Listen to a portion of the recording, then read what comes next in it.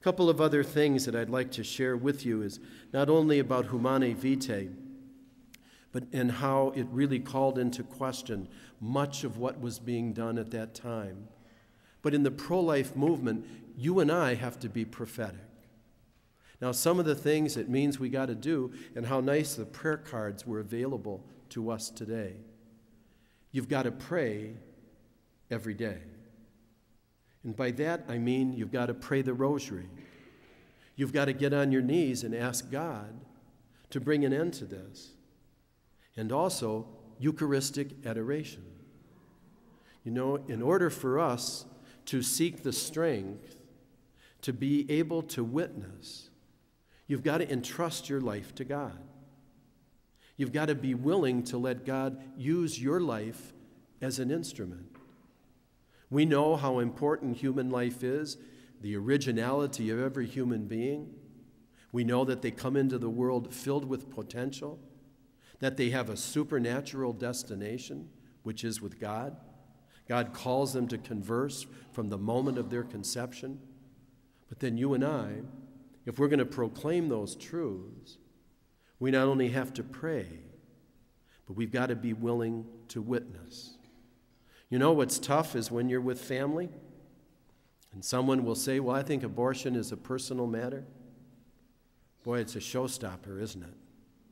And you want to say, maybe I should go back and get some more potato chips, you know? But are we going to speak the truth in love? That doesn't mean we end our family relationships, but are we willing to take the risk to speak what is true, even if that may not be acceptable? How important it is we pray so we, like Pope Paul VI, we can be more prophetic in our willingness to stand up. As a bishop, it's a lot easier for me, but I invite you to do that too.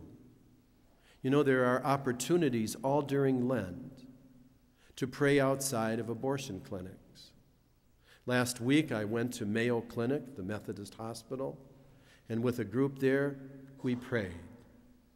Now, it's not always acceptable, and sometimes people going down the street ask you or say things to you, but you and I get stronger together. It's like that current. We don't allow it to carry us away from Christ. We get stronger through prayer to swim against it. Be sure not only to pray in Eucharistic adoration, but find some opportunities when publicly you can witness to your belief in human life. Over the years, I've been very impressed by people who are abortion counselors. They're out there every day at these places to what? Give an alternative?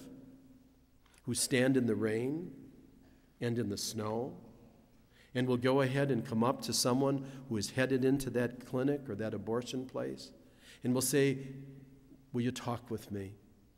We'll give you an alternative. I'm amazed at their prophetic willingness. But you and I have to support them and maybe even in time join them so that we are able to step forward and put ourselves into where God asks us to stand up for Him. I remember I got a call one year from a group of college students who said to me, Bishop, will you join us? We need you to pray with us. They wanted to pray at 6:30 a.m. outside of an abortion clinic. And I said, for you and for this cause, I will go anywhere. To see young people, and they're working, they got to go to school, but they were so convinced that they were able and willing to stand up. I hope we do that too. A few last thoughts. Before I left Detroit there as an auxiliary bishop, Father Kevin mentioned an experience that I had where outside of an abortion clinic, folks just like you who had been praying discovered the bodies of aborted fetuses thrown into a dumpster.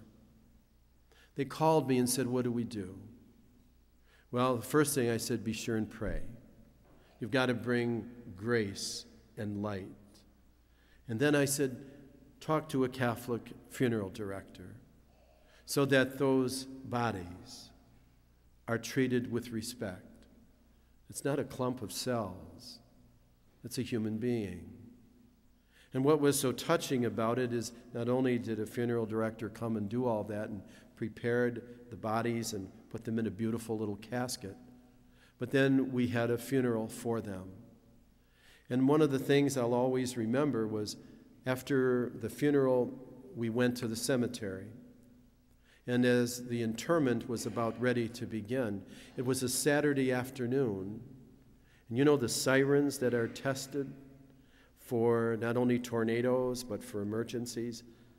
Just before I started the prayers to bless the grave, these sirens all went off. It was almost like the voices of these children crying out and asking that they be heard, that the violence done to them will touch our hearts, the living, and that we will become stronger in defending them. They're not a clump of cells, and their lives were terminated, and with violence.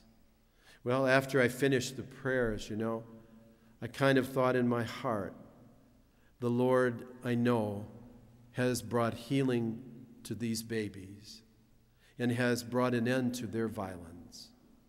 But you and I, we have a choice as to whether we want to use our efforts and our time and our witness and take the risk to become a little more involved.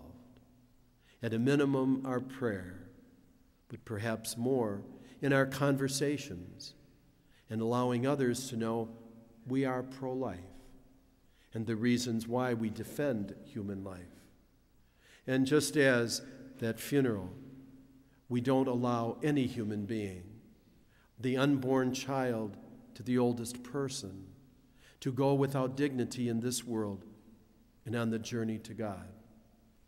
One of the things that in my diocese I keep trying to work on is there is no separation between pro-life activity and social justice. You can't work on one and not work on the other. The foundation of bringing homes to homeless people is respect for life, beginning with the unborn. If you and I are going to care for the hungry, those who need jobs, if we're going to work on ecology, and we're going to make sure our planet survives, it all begins with pro-life. That you and I find the building block that connects us with the social teachings and social needs with the very beginning of life in the womb of a mother.